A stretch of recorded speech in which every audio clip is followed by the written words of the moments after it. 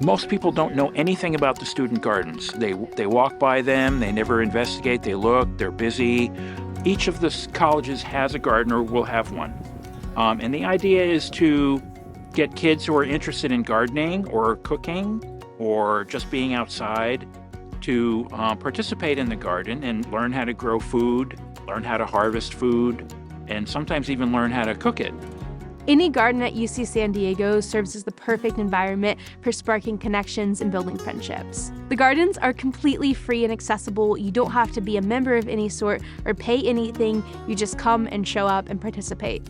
Our gardening workshops focus on beginner and intermediate gardening education, as well as mental well-being. We've actually been doing these workshops for several years, and we've seen the attendance increase tenfold.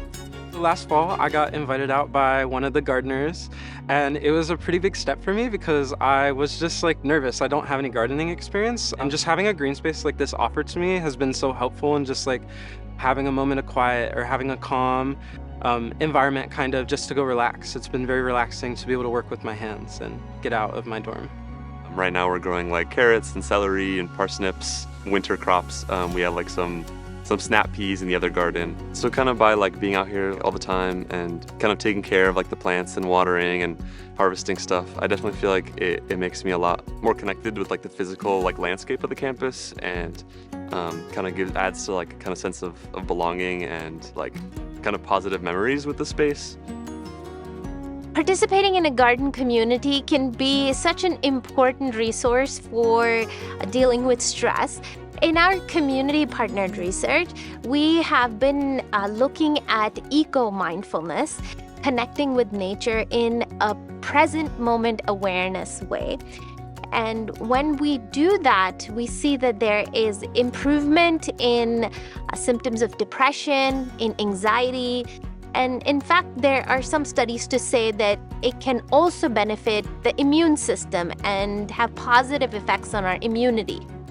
So personally for me as a student, it can get stressful, but when I go to the gardens, I'm able to let my guard down and relax. And this is what I've seen to be true for all the other students that come to the gardens.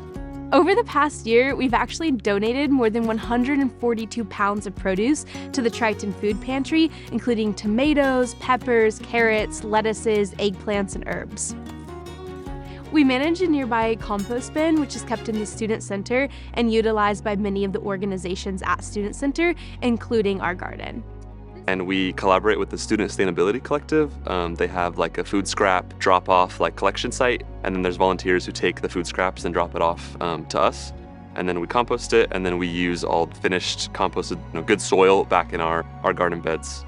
I have a continuing goal for the student gardens, and that's for all of them to produce more food. The gardens are mostly very small, but that really doesn't limit what you can do. You can grow a lot of food in a very small space.